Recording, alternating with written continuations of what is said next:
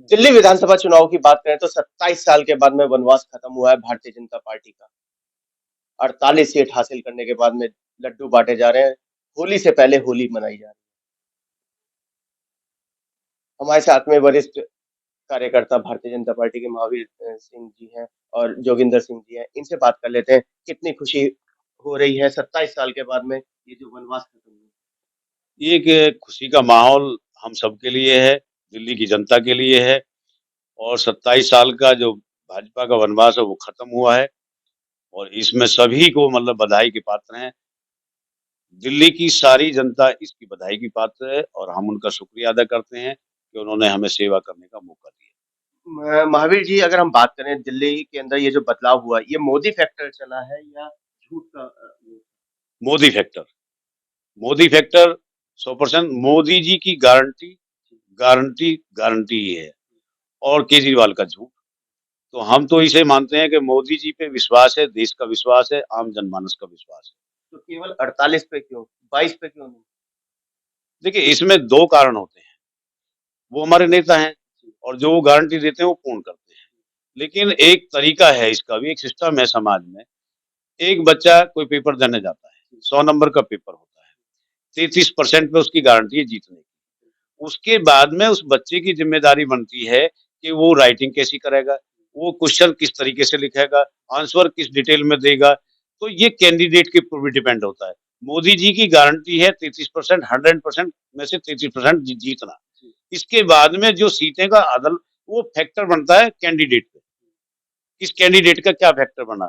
एक ही किसी भी पेपर को देती बार 100 नंबर का पेपर है, एक बच्चा पहले एक कॉपी लेता ए, फिर लेता बी, फिर लेता सी। ये दो तीनों चीजों पर अकेले मोदी तो काम नहीं करेंगे, ये बच्चे के ऊपर डिपेंड है। तो ये कैंडिडेट को ए कॉपी दे दी, वो मोदी जी हैं, बी कॉपी कार्यकर्ता है, सी कॉपी हमारे जैसे हैं। तो ये कौन सी कॉपी ने कहाँ काम किया, ये 22 सीटें उस पर निर्भर करती है। महावीर जी, जब से भारतीय जनता पार्टी दिल्ली के अंदर आई है, जहाँ कार्यकर्ताओं में उत्साह है, वहीं दिल्ली की आम जनता में कहीं न कहीं एक डर भी सता रहा है कि जो गारंटी दी है, क्या वो पूरी होगी? 100 की 100%। क्या 300 यूनिट फ्री बिजली मिलेगी?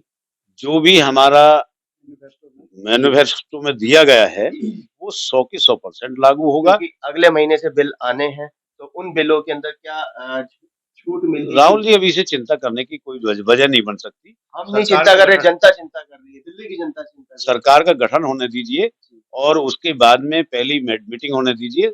ये सब चीजें बिल्कुल क्लियर हो जाएंगी। है। वहीं रोहतास नगर विधानसभा की बात करें, तो प्रचंड जीत तीसरी बार जितेंद्र महाजन जी ने हासिल की।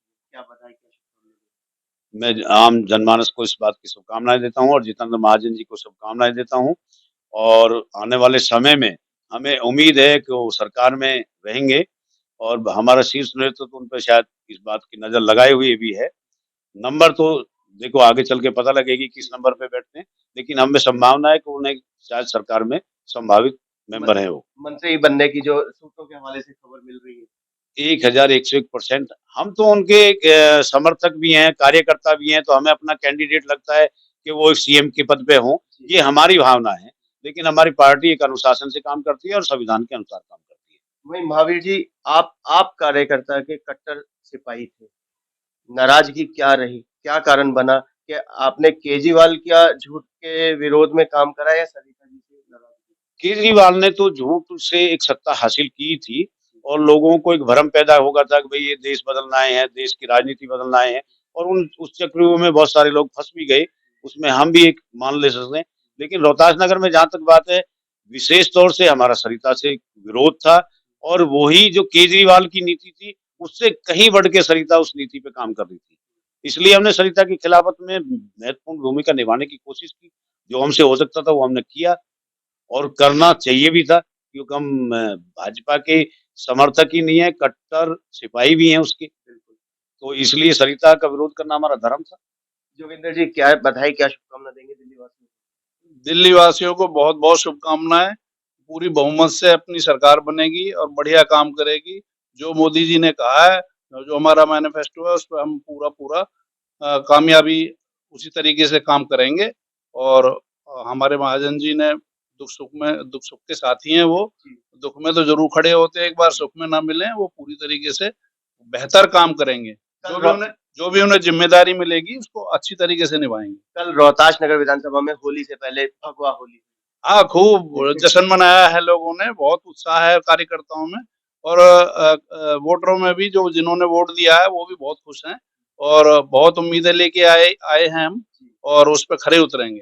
आखिरी सवाल और है, आपने लगभग परिणाम आने से 4 दिन पहले एक पोस्ट फेसबुक पे डाल दी थी जिसमें घोषणा कर दी थी कि रोहतास नगर विधानसभा के प्रत्याशी जितेंद्र महाजन जी लगभग 26 से 28,000 मतों से विजयी होंगे। ये आकलन आपने कैसे किया? ये असल में आकलन ऐसे ही नहीं करा, हमने जमीन पे उतर के काम किया है।